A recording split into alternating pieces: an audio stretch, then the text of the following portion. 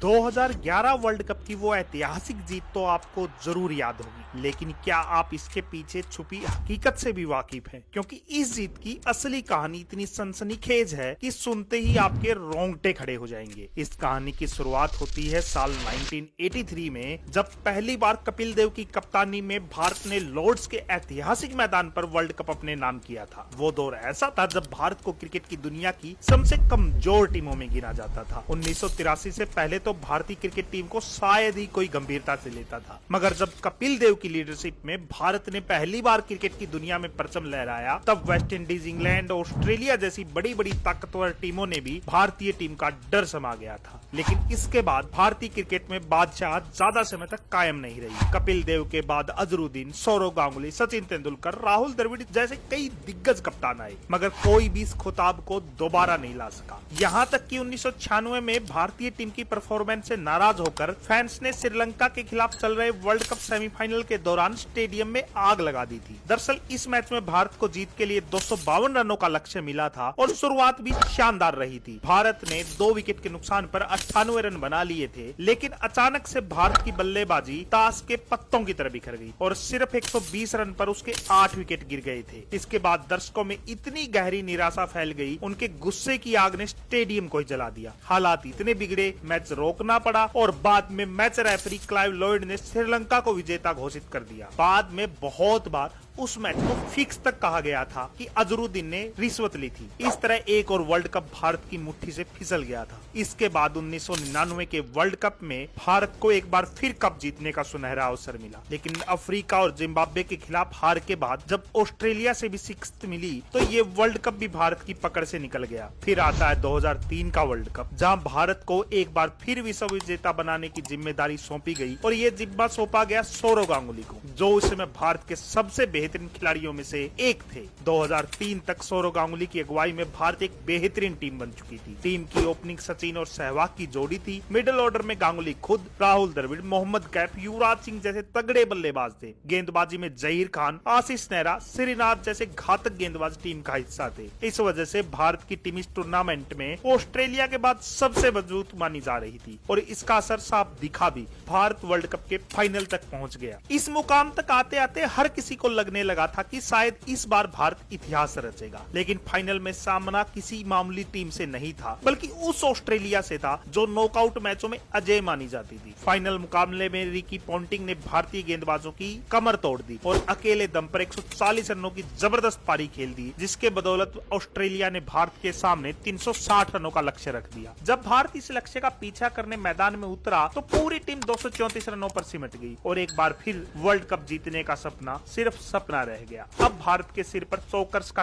ठप्पा लग चुका था और भारतीय ड्रेसिंग रूम में लेकर दर्शक दीर्घा तक हर जगह मायूसी और निराशा का माहौल छा गया। इस तरह समय का चक्कर घूमते घूमते 2007 के वनडे वर्ल्ड कप तक पहुंचता है। इस बार पहले ही पूरी टीम में कंट्रोवर्सी चल रही थी। ग्रेग चैपल की कोचिंग में पूरी भारतीय टीम अलग अलग धड़ों में बंट चुकी थी। कप्तान थे राहुल द्रविड़। यह वर्ल्ड कप वेस्ट इंडीज की धरती पर खेला जाना था और लगभग वही खिलाड़ी थे जो 2003 के वर्ल्ड कप में भी थे। हालांकि इस बार एक नया नाम टीम में जुड़ा था, MS धोनी। भारत का पहला मुकाबला बांग्लादेश से था और इस मैच में भारत को करारी शिकस्त झेलनी पड़ती है। यह हार भारतीय क्रिकेट इतिहास की सबसे शर्मनाक हारों में गिनी जाती है, क्योंकि बांग्लादेश जैसी कमजोर टीम से हारना किसी भी भारतीय फैंस के लिए पचाने वाला नहीं था। इसके बाद भारत ने बरमूडा को जरूर हराया, लेकिन अगला मुकाबला श्रीलंका से हुआ और इस मैच को हार के भारतीय टीम ग्रुप स्टेज से ही वर्ल्ड कप से बाहर हो गई। इस हार ने पूरे देश को झकझोर कर रख दिया था। बांग्लादेश के हाथों मिली हार ने ऐसा घाव दिया जिसे भारतीय क्रिकेट फैंस आज तक नहीं भुला सके। जैसे ही भारत टूर्नामेंट से बाहर हुआ, टीम का बहिष्कार शुरू हो गया। खिलाड़ियों की तीखी आलोचनाएं होने लगी। चारों ओर गुस्से और नाराजगी का माहौल था और इसी बीच टीम के कोच ग्रेग चैपल के साथ खींचतान के विवाद खुलकर सामने आ गए। सचिन एक तरफ पूरी टीम को लेकर खड़े हो गए और BCCI को कह दिया कि हम इसकी कोचिंग में नहीं खेलेंगे। ऐसा लगने लगा भारतीय क्रिकेट व्यवस्था पूरी तरह बिखर चुकी है। उस समय भारत को वैसे ही ट्रोल किया जा रहा था जिसे आज के दौर पे पाकिस्तान को किया जाता है। इस दौर को भारतीय क्रिकेट इतिहास का ब्लैक टाइम भी कहा गया। इस अंधेरे दौर में टीम इंडिया को जरूरत थी एक नई लीडरशिप की, एक ऐसे कप्तान की जो टीम को वर्ल्ड क्रिकेट में दोबारा वो रिस्पेक्ट दिला सके। इस अंधेरे दौर में तभी 2007 में होने वाले T20 वर्ल्ड कप के लिए सचिन, गांगुली, द्रविड़ ने खेलने से मना कर दिया और MS धोनी को कप्तान बनाया गया और इस तरह धोनी ने एक बहुत चैलेंजिंग टाइम में टीम की कमान संभाली। धोनी ने इस मौके को अपने हाथ से फिसलने भी नहीं दिया और धोनी ने अपनी पहली ही कप्तानी में भारत को T20 वर्ल्ड कप का चैंपियन बना दिया और सभी आलोचकों की बोलती हमेशा के लिए बंद कर दी। लेकिन भारतीय फैंस, उनके लिए असली वर्ल्ड कप मतलब वनडे वर्ल्ड कप था और वो सपना 2011 में पूरा होने की उम्मीद लेकर रहा था, क्योंकि वो वर्ल्ड कप भारत में था। तब तक महेंद्र सिंह धोनी न सिर्फ एक बेहतरीन फिनिशर बन चुके थे, बल्कि टीम इंडिया के सबसे चतुर कप्तान के रूप में भी साबित कर चुके थे। अब पूरा देश उनसे बस एक ही चीज चाहता था, एक वनडे वर्ल्ड कप ट्रॉफी, जो 28 सालों से इस देश के लोग इंतजार कर रहे थे। 2003 की जो हार सबके मन में नासूर बनकर चुभ रही थी। इसके साथ ही क्रिकेट के भगवान यानी सचिन तेंदुलकर भी अपनी कैरियर के लास्ट स्टेज में थे और पूरी दुनिया की यही ख्वाहिश थी कि क्रिकेट के भगवान को एक वर्ल्ड कप तो यार जरूर मिले। अब ये जिम्मेदारी धोनी के कंधों पर थी। उधर इस वर्ल्ड कप की मेजबानी भारत, पाकिस्तान, श्रीलंका और बांग्लादेश को दी गई थी, लेकिन 2009 में श्रीलंका टीम पर हुए आतंकवादी हमले के बाद पाकिस्तान से मेजबानी का अधिकार वापस ले लिया गया। इस तरह भारत, श्रीलंका और बांग्लादेश इस टूर्नामेंट के आयोजक बने। भारत के लिए सबसे बड़ी बात यह थी कि वर्ल्ड कप के सभी नॉकआउट मैच भारत में ही खेले जाने थे और यह एक ऐसा मौका था जिससे टीम को सबसे ज्यादा फायदा मिलने वाला था। इस दौरान मास्टर ब्लास्टर सचिन तेंदुलकर ने ऐलान कर दिया कि यह उनका आखिरी वर्ल्ड कप होगा। अब टीम पर एक इमोशनल रिस्पॉन्सिबिलिटी भी आ चुकी थी कि क्रिकेट के भगवान की विदाई एक वर्ल्ड कप के साथ तो जरूर हो। सचिन तेंदुलकर की भी एकमात्र ख्वाहिश यही थी कि वर्ल्ड कप जीतकर वो क्रिकेट से संन्यास ले, इसलिए ये बहुत इमोशनल वर्ल्ड कप होने वाला था। हालांकि वर्ल्ड कप आसान नहीं था भारत के लिए, क्योंकि ऑस्ट्रेलिया, अफ्रीका, श्रीलंका, पाकिस्तानी टीमें बिल्कुल अपने पीक पर थी, मगर भारतीय टीम में भी बहुत शानदार खिलाड़ी थे और हर खिलाड़ी मैदान में जीत के लिए कुछ भी कर गुजरने को तैयार था। और सबसे बड़ी बात, इस बार टीम की कमान संभाल रहे थे महेंद्र सिंह धोनी, एक शानदार कप्तान, शांत दिमाग और बेहतरीन फैसले लेने वाले उस्ताद कप्तान। अब 2011 का वर्ल्ड कप शुरू होता है। भारत का पहला मुकाबला फिर से उसी बांग्लादेश के साथ होता है जिसने 2007 में भारत को शर्मसार किया था। इसलिए दर्शकों के मन में 2007 वाले डाउट्स फिर से आ गए थे, लेकिन इस बार हालात कुछ और थे। पूरी टीम एकजुट थी, पूरी तैयारी के साथ आई थी। 19 फरवरी 2011 को विश्व कप का पहला मैच शुरू होता है। भारत टॉस जीतकर पहले बल्लेबाजी करता है और वीरेंद्र सहवाग एक जबरदस्त इनिंग खेलते हैं और 175 रन ठोक देते हैं और साथ ही विराट कोहली भी पहला अपना वर्ल्ड कप का शतक लगा देते हैं। भारत ने बांग्लादेश को 371 रनों का लक्ष्य दिया था। इसके जवाब में बांग्लादेश की टीम 283 रनों पर ढेर हो गई। इस तरह भारत ने अपने वर्ल्ड कप अभियान की शुरुआत एक धमाकेदार जीत से की। इसके बाद भारत का अगला मुकाबला इंग्लैंड से होता है, जहां सचिन तेंदुलकर के शानदार शतक की बदौलत भारत ने 339 रनों का लक्ष्य रखा, लेकिन इंग्लैंड ने भी शानदार बल्लेबाजी की और ये मैच टाई हो गया। यह नतीजा भारत के लिए चिंता का विषय था। फैंस थोड़े नाराज भी थे, क्योंकि जहीर खान को छोड़ के कोई भी गेंदबाज वैसा परफॉर्म नहीं कर रहा था। हालांकि इसके बाद भारत ने आयरलैंड और नीदरलैंड को हराकर ग्रुप में अपनी स्थिति मजबूत कर ली। अब अगला मुकाबला साउथ अफ्रीका से हुआ, जिसमें भारत को हार का सामना करना पड़ा। अब भारत के लिए इस लीग स्टेज का आखिरी मैच था, जो वेस्ट इंडीज के खिलाफ चेन्नई में खेला जाना था। इस मुकाबले में भारत ने पहले बल्लेबाजी की और शुरुआत में जब सचिन तेंदुलकर क्रीज पर थे, एक अंदर आती हुई गेंद पर कैरेबियाई गेंदबाजों ने जोरदार अपील की। अंपायर ने हालांकि इस अपील को नकार दिया था, लेकिन सचिन अपनी ईमानदारी का परिचय देते हुए खुद पवेलियन लौट गए। यह पल भारतीयों के लिए गर्व का क्षण था और यही कारण है कि सचिन को क्रिकेट का भगवान भी कहा जाता है। सचिन के आउट होने के बाद भारतीय बल्लेबाजी ज्यादा देर नहीं टिक पाई और टॉप ऑर्डर ढेर हो गया, मगर युवराज सिंह डटे रहे। चेन्नई की उमस और गर्मी के बीच युवराज की हालत भी बेहद डाउन थी। उन्हें कई बार रिटायर होने की सलाह दी गई, लेकिन वो खड़े रहे, पिच पर डटे रहे, वो लड़खड़ाते रहे, पसीने में डूबे एक छोर पर टिके रहे और 113 रनों की शानदार पारी खेलकर भारत को 268 तक पहुंचा दिया। इस मैच के बाद युवराज सिंह के फेफड़ों में ट्यूमर होने की खबर भी पूरे देश में आग की तरफ फैल गई थी। वहीं लक्ष्य का पीछा करने उतरी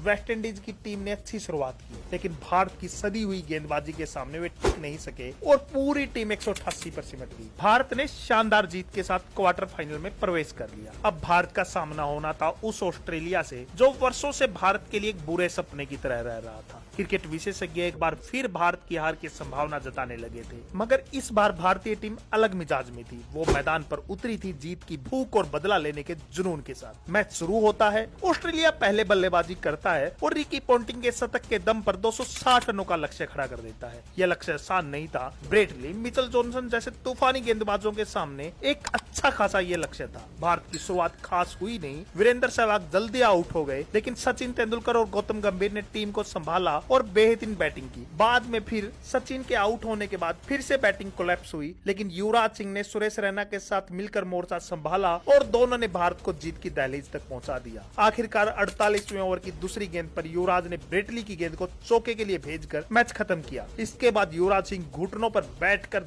जो दहाड़े, वो ऐसा लगा जैसे पूरी दुनिया को बता रहे हो कि अब क्रिकेट का नया सम्राट भारत है। और इस तरह भारत पहुंच गया सेमीफाइनल में, जहां आमने सामने थे दो चीर प्रतिद्वंदी भारत और पाकिस्तान। भारत ने सेमीफाइनल में पहुंचने से पहले ऑस्ट्रेलिया और वेस्टइंडीज जैसी मजबूत टीमों को हराया था, इसलिए यह मुकाबला कांटे की टक्कर वाला होने वाला था। भारत और पाकिस्तान दोनों देशों के प्रधानमंत्री भी इस मुकाबले को देखने मोहाली स्टेडियम में मौजूद थे। धोनी ने टॉस जीतकर पहले बल्लेबाजी करने का फैसला किया। शुरुआत अच्छी रही, मगर फिर बल्लेबाजी क्रम लड़खड़ा गया, लेकिन एक छोर पर सचिन तेंदुलकर टिके रहे। 85 रनों की उन्होंने बेहतरीन पारी खेली और इस दौरान हालांकि उन्हें 5 बार जीवन दान भी मिला और इन जीवन दानों ने भारत को 260 रनों के सम्मानजनक स्कोर तक पहुंचा दिया। 260 के जवाब में पाकिस्तान की टीम भारतीय गेंदबाजी के सामने नहीं टिक पाई और पूरी टीम 231 रनों पर ढेर हो गई। इस तरह भारत ने अपने सबसे बड़े विरोधी को हराकर वर्ल्ड कप 2011 के फाइनल में धमाकेदार एंट्री ले ली। इस वक्त पूरे भारत में क्रिकेट को लेकर एक ही जुनून देखने को मिल रहा था। देश की हर गली, हर नुक्कड़ पर सिर्फ और सिर्फ वर्ल्ड कप की चर्चा थी और अब फाइनल में भारत का मुकाबला श्रीलंका से होने वाला था। श्रीलंकाई टीम में उस समय कुमार संगाकारा, तिलक रत्ने, दिलशान, महिला जयवर्धने जैसे मंजे हुए बल्लेबाजों के साथ साथ मुरलीधरन और लसित मलिंगा जैसे खतरनाक गेंदबाज भी थे, जिनके सामने जीत हासिल करना आसान नहीं था। और फिर फाइनल मैच में मुंबई का वानखेड़े स्टेडियम खचाखच भरा होता है, जैसे उसमें सुई रखने की भी जगह ना हो। बॉलीवुड सितारे, उद्योगपति, अंबानी हो या अडानी, ऐसा लग रहा मानो पूरा भारत स्टेडियम में आ गया हो। हर कोई बस यह दुआ कर रहा था इस बार वर्ल्ड कप भारत की झोली में आ जाए। इस महामुकाबले की शुरुआत होती है और भारत की सड़कों पर, गाँव में, शहरों में सब जगह सन्नाटा पसर जाता है। हर टीवी, हर मोबाइल स्क्रीन, हर रेडियो पर बस लोग एक चीज के इंतजार में थी, भारत की वर्ल्ड कप जीत। उधर श्रीलंका 4 बदलावों के साथ फाइनल में उतरती है। टॉस जीता श्रीलंका ने और पहले बल्लेबाजी करने का फैसला किया। दिलशान और तिरंगा दोनों बल्लेबाजी करने के लिए उतरते हैं और वहीं भारतीय गेंदबाज जहीर खान, जो इस पूरे टूर्नामेंट में अपने एक्सपीरियंस और स्विंग से कहर ढा रहे थे, तिरंगा को वो सिर्फ 2 रनों के स्कोर पर स्लिप में कैच आउट करवा देते हैं। जहीर खान ने अपने पहले 3 ओवरों में एक भी रन नहीं दिया। वे कहते हैं उनके जहन में 2003 की फाइनल की यादें ताजा थी और इस बार वो कोई गलती नहीं दोहराना चाहते थे। इसके बाद संगाकारा और जयवर्धने ने पारी को संभाला। संगाकारा आउट होते हैं, लेकिन जयवर्धने एक छोर से तेजी से रन बटोरते हैं और शानदार 103 रन बनाकर श्रीलंका को मजबूत स्थिति में पहुंचा देते हैं। श्रीलंका की पारी 274 रन पर खत्म होती है, यानी भारत को जीत के लिए 275 रनों का विशाल लक्ष्य मिला। पिच क्यूरेटर सुधीर नायक पहले ही कह चुके थे 270 रन इस पिच पर मैच विनिंग स्कोर होगा, यानी दबाव अब भारत पर था। लेकिन भारत को अपनी बल्लेबाजी पर पूरा भरोसा था। अब क्रीज पर आते मास्टर ब्लास्टर सचिन तेंदुलकर और वीरेंद्र सहवाग, लेकिन जैसे ही दूसरी गेंद फेंकी जाती है, मलिंगा सहवाग को आउट कर देते हैं। करोड़ों उम्मीदें एक झटके में पवेलियन लौट जाती है। इसके बाद जब टीम थोड़ा संभलने लगती है, तभी 7वें ओवर की दूसरी गेंद पर सचिन मलिंगा के हाथों कैच आउट हो जाते हैं और पूरे देश में सन्नाटा छा जाता है। लेकिन इस मुश्किल घड़ी में गौतम गंभीर के साथ मैदान पर आते हैं विराट कोहली। दोनों मिलकर 83 रनों की शानदार साझेदारी करते हैं। इस साझेदारी की सबसे खास बात थी कि न सिर्फ विकेट बचाए गए, बल्कि रन रेट को भी मेंटेन किया गया। इसके बाद विराट 35 रन बनाकर आउट हो जाते हैं। अब भारत को एक नई साझेदारी की जरूरत थी और इस मोड़ पर मैदान पे उतरते हैं कप्तान MS धोनी। सबको चौंकाते हुए युवराज से पहले खुद बल्लेबाजी करने आते हैं। पूरा टूर्नामेंट में धोनी बुरी तरह फ्लॉप रहे थे, इसलिए फैसला चौंकाने वाला था, मगर यही वो दांव था जिसने इतिहास रच दिया। धोनी और गंभीर ने मिलकर चौथे विकेट के लिए 109 रन जोड़े। गंभीर ने 97 रनों की शानदार पारी खेली, लेकिन शतक से चूक गई। लेकिन उनके ये 97 रन